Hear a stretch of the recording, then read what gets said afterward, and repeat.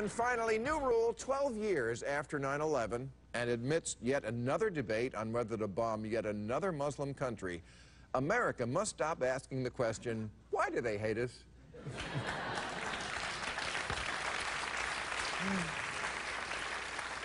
Forget the Syria debate. We need a debate on why we're always debating whether to bomb someone.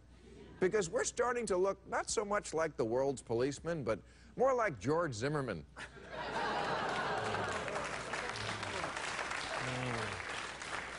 Itching to use force and then pretending it's because we had no choice.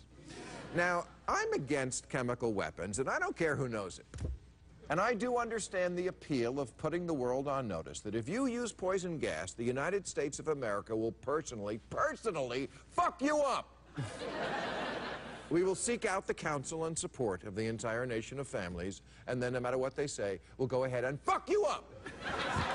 But, however valid that argument may be, it is, I believe, outweighed by the fact that we have to stop bombing Muslim countries if we ever want to feel safe from terrorism in our own. The chemical weapons treaty is important, but to the jihadi on the street, it just looks like we're always looking for a new reason to bomb them. Even worse, bombing seems to be our answer for everything. Since 1945, when Jesus granted America air superiority,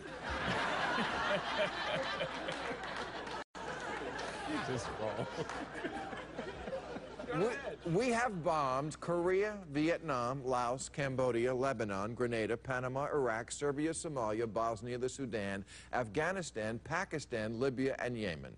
And Yemen only because the 10th one was free. How did we inherit this moral obligation to bring justice to the world via death from above? Are we Zeus? It doesn't make any sense. Our schools are crumbling, and we want to teach everyone else a lesson. And look,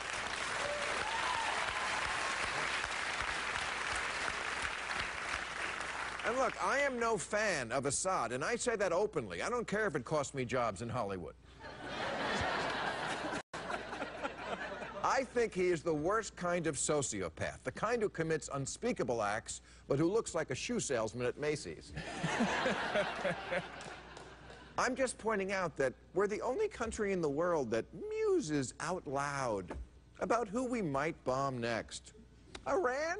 Yeah, we might bomb you. Yeah, we're thinking about it, maybe. Depends on the mood.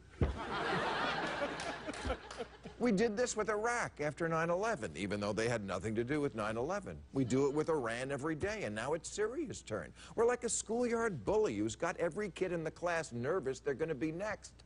And I don't know if anybody should have that kind of power.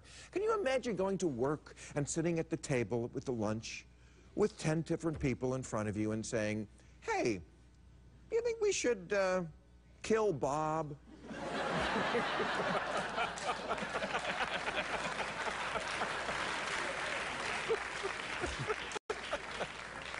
Well, it would send a message to Steve. Who acts like this? People in other countries don't talk like this. Probably because if they did, we'd bomb them. And we're the only nation, as we have seen in this Syrian fiasco, who threatens to drop bombs on you while telling you we don't want to get involved. We're just bombing. Please, don't get up. Just bombing. No boots on the ground. No, a little light bombing will be out of your hair in a week. I remember being on the Howard Stern show 12 years ago this week, right after 9/11. And Howard said that in retaliation for 9/11, America should bomb a Muslim country. Any Muslim country, it didn't matter which one. And yet somehow I was the one on trial for talking crazy. And I remember thinking to myself, really, bomb any Muslim country? That's the policy? Just get a map of the Middle East and throw a dart at it? Well, apparently George W. Bush was listening, because that's exactly what we did. All right, that's our show.